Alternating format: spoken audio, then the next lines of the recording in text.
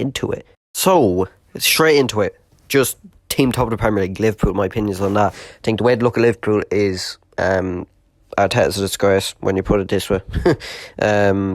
Arne Slot, first season, no signings. Not count. I think any Liverpool fan with common sense will say Chiesa is not an actual signing. He's played barely any minutes. And let's be honest, he was on the cheap. They just wanted to get someone in and he's barely played any minutes, so there was basically no point in the signing so far by the looks of it.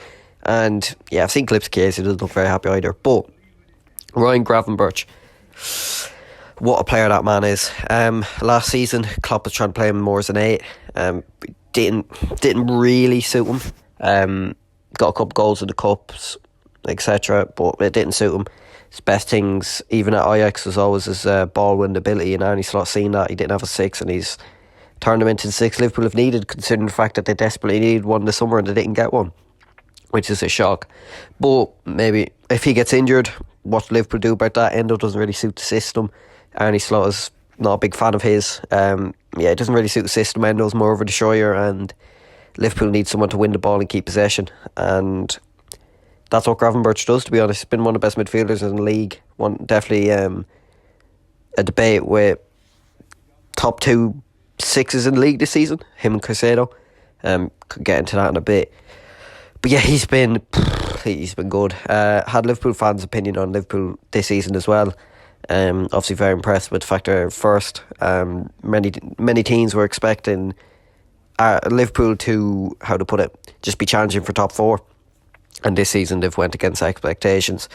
His opinion on Liverpool's situation is ever since Kanate got injured, he's been key for them as well. Defensively, they've been a bit shaky. Obviously, you've seen it in obviously they won their most recent game against Leicester 3-1, but in the Fulham game and drew another one as well. Newcastle, that's who I'm thinking of. Bit shaky since Ibou's been gone, but that's going to happen when you have injuries and you don't have backups. Good enough deputies, if we're honest. Robertson this season as well, he's past it, so it's a Kyle Walker situation in my opinion, whereas where they've stayed too long, if that makes sense. Liverpool need to get a replacement in the lead left back desperately. I don't think Tsimikas is good enough to be that number 1 left back going forward, so obviously there was rumours of Chronicles, but it's looking more likely that he'd go to United than Liverpool, because something about family links or something I seen. Didn't research all too much on that. But yeah, obviously Salah's been absolutely sensational. Van Dijk's been brilliant as well, and I think then he tied those two down to a new contract. Even Trent's had to adapt to a new role in that Liverpool team, whereas under Klopp he can invert a lot more than he is able to at the moment, and it's more defensive requirements under Arne Slot. And after many people saying for years he can't defend, he's proven he can. To be fair, he's been absolutely sublime when he's played. Not just his delivery, his passing, just his defending as well. He's really stepped up. So it'd be a shame to lose any of those. Personally, I think Van Dijk's dead on to stay. I don't see Trent leaving. I think there would be more solid rumours with Madrid if he was, and I think Salah is going to stay now. I think there's no way you can let Salah go. He's 30 goal involvement. It would be about 32 including the Leicester game, I think, if I'm not wrong. 32 goal involvements were in December this season.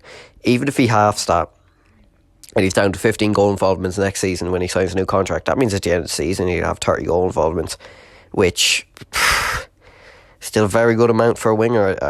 I think Liverpool would be stupid not to tie him down to a new contract, and I think he deserves almost a pay increase that he's asking for, because let's be honest, there's not too many. It's not even that there's not too many wingers in the world. There's literally no wingers in the world that could be as consistent as Mohamed Salah has been for Liverpool, and I think it's mental the longevity he's had as well, considering the age he joined the league from Roma. Obviously he was at Chelsea before Roma, but yeah, he's some player, and they need to tie him down. Even at that, their front three hasn't really been firing. I think Diaz, most Liverpool fans will agree with this, is a purple patch player, where he has running games where he'd score goals, then he'd have a couple of games where he doesn't. He's either scoring or he's not, if that makes sense. It's not one or the other.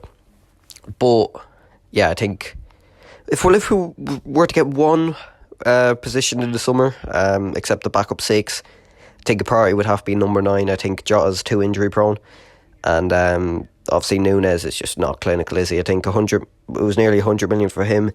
that's gone under the radar for how expensive that was. And I rated Nunes before he went to Liverpool. I thought he'd be a very good sign. I wanted him at United, if I'm not lying.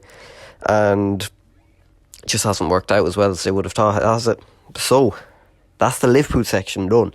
Just my opinions on that. It's a shame seeing that with Liverpool, honestly. They're my biggest rivals. I consider them more because obviously the Irish rivalry as well, because obviously if you ask anyone in Ireland, you support United, Liverpool.